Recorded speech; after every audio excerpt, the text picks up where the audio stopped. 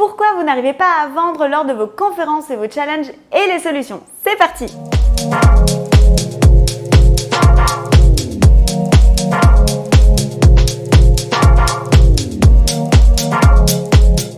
Alors je vous vois déjà, vous avez mis énormément d'énergie à construire votre challenge, votre webinaire, votre atelier. Vous êtes au taquet et là, à la fin, très peu de ventes. Ou en tout cas, vous vous attendiez à plus et c'est un peu démotivant. Mais pas de panique. L'objectif ici, dans cette vidéo, c'est de voir ensemble quels sont les éléments à regarder, à étudier et à analyser pour savoir quelles actions et quelles solutions mettre en place. On va voir tout ça ensemble. Première chose à voir, c'est est-ce que les personnes, les prospects étaient dans votre cible ou est-ce que c'était pas du tout votre cœur de cible et du coup forcément si vous n'avez pas de vente, c'est parce qu'en amont, vous n'avez pas les bonnes personnes qui sont venues. Donc première chose à voir, regardez si c'était votre cible.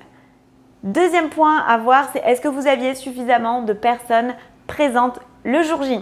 Troisième point à regarder, c'est combien de personnes ont acheté ou ont pris rendez-vous avec vous parce que vous faites de la vente par téléphone. Donc, combien de personnes sont passées à l'étape d'après et sont passées à l'action pour travailler avec vous. Si vous avez les appels, combien de personnes ont pris les rendez-vous et combien sont devenus clients. Surtout, regardez quelles sont les questions les plus posées, soit dans les rendez-vous, soit dans le challenge. Et surtout, quelles sont les objections les plus courantes. Quand vous faites un état des lieux de tout ça, vous allez avoir un panorama et une vue d'ensemble de votre lancement.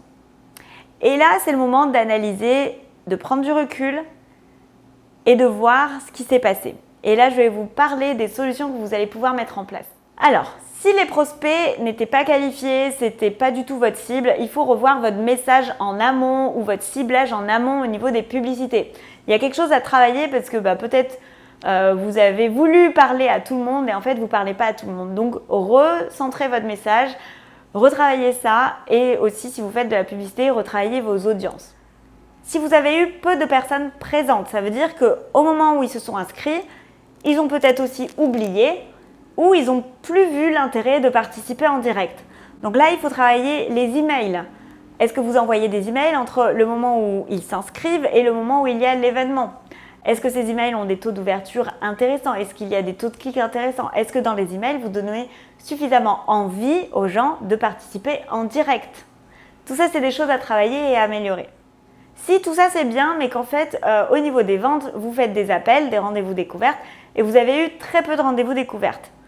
Là, il faut travailler le message pour vendre, j'appelle ça vendre le rendez-vous découverte, c'est-à-dire que vous allez devoir leur dire pourquoi c'est intéressant pour eux de prendre un rendez-vous avec vous, qu'est-ce qui va se passer lors de ce rendez-vous, qu'est-ce qu'ils vont y gagner en faisant ce rendez-vous, est-ce qu'à la fin du rendez-vous, ils vont obtenir ça. En fait, il faut leur donner envie. Parce que même si c'est gratuit, ils vont prendre quand même une demi-heure, 1 heure de leur temps à consacrer à être avec vous.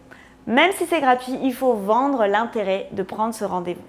Par rapport aux questions les plus récurrentes ou les objections, listez-les et regardez dans tout votre parcours comment vous pouvez améliorer ce contenu-là.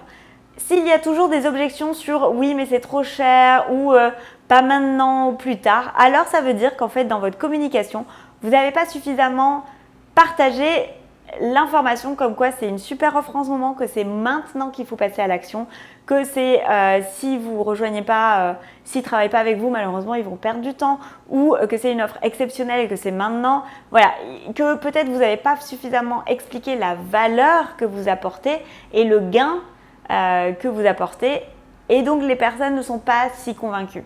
Attention, il y en aura toujours qui vont vous dire c'est trop cher, etc. Mais il ne faut pas que ce soit la majorité ou il ne faut pas que vous finissiez tous les rendez-vous en disant « oui, je vais réfléchir ». Ça ne va pas. Donc, il faut vraiment travailler ces argumentaires de vente, les objections et ne pas laisser une personne dire « oui, je vais réfléchir » et raccrocher. Il ne faut surtout pas.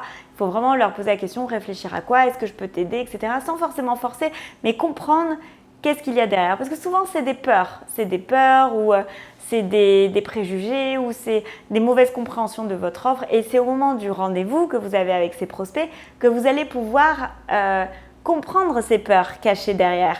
Et quand vous les comprenez que la plupart des rendez-vous ou des prospects ne sont pas devenus clients parce qu'ils avaient peur d'une chose, alors vous savez que cette chose-là, vous allez devoir communiquer dans votre webinaire, dans les emails, etc. pour préparer toutes ces personnes et que finalement cette peur, elle disparaisse et qu'au moment du rendez-vous, eh bien, les prospects sont prêts à passer à l'action et qu'il est juste une question de validation, de voir s'il y a un match, il y a un feeling, etc.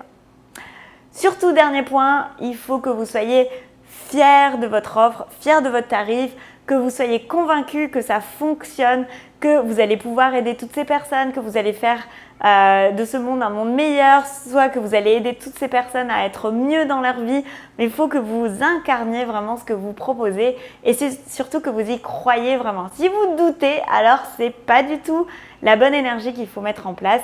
Si vous doutez, il faut que vous changiez quelque chose, soit dans votre offre, soit dans votre tarif, mais au moment de vendre, il faut que vous soyez vraiment, vraiment fiers et convaincus de ce que vous proposez. Sinon, ça ne va pas marcher et vous allez perdre des ventes.